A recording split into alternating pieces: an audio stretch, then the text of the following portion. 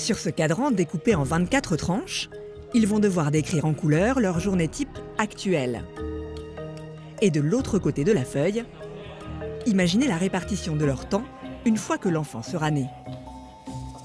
Dormir, travailler, manger, regarder la télé ou sortir, et s'occuper du bébé. Ça va être chaud. Ça me semble compliqué. Parmi eux, Bennett, 35 ans, consultant en marketing digital, sera papa dans moins de 2 mois. Il se rend compte qu'il va devoir changer ses habitudes. Moi, je dors beaucoup, environ 8 heures. Normalement, je fais du sport chaque jour de 8 heures à 9 heures. Ma femme va essayer de télétravailler, mais si elle peut pas, je vais devoir me charger du bébé. Du coup, pour le sport, je suis obligé de décaler à 7 heures. Dans l'horloge, quelqu'un a indiqué les tâches domestiques? Ou vous pensez en faire par-ci par-là? Genre nettoyer la maison? Oui, par exemple. Et visiblement, personne n'a pensé aux tâches ménagères. S'ils n'ont pas anticipé tout cela, on sait d'avance que ce sera la femme qui sera perdante. La tendance naturelle, c'est qu'elle va assurer la majeure partie de la charge mentale. Tout ce qui concerne le soin des enfants, etc.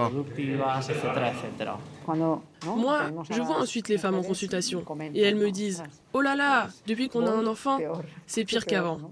C'est bien pire. » Donc c'est important pour les hommes de savoir dès maintenant la place qu'ils veulent tenir dans leur foyer.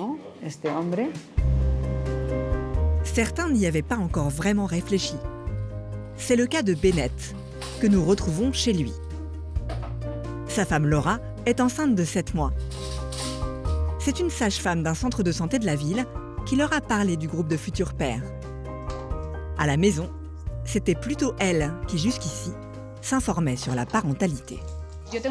Moi, je ressens le besoin de lire énormément. Déjà sur la grossesse, sur l'allaitement. Je dévore des tas de bouquins. Mais lui, il n'a pas vraiment ce besoin, car il ne ressent pas physiquement tous ces changements. Il n'expérimente pas tout cela dans son corps. Parce que lui, il ne lit aucun livre? Non, des livres sur la paternité? Non. J'en ai commencé un. Celui qu'elle m'a offert. Enfin, je l'ai pas fini. En revanche, il n'a raté aucune des 4 premières séances de groupe, soit en tout une douzaine d'heures à se questionner sur le rôle d'un père. Ça te fait surtout réfléchir. À quel modèle de parent tu as eu? Et ensuite, il t'invite à partager tout cela avec ta partenaire. Et ça fait sortir des conversations qu'on n'aurait sans doute jamais eues ensemble. Par exemple, est-ce que ton père montrait parfois ses émotions?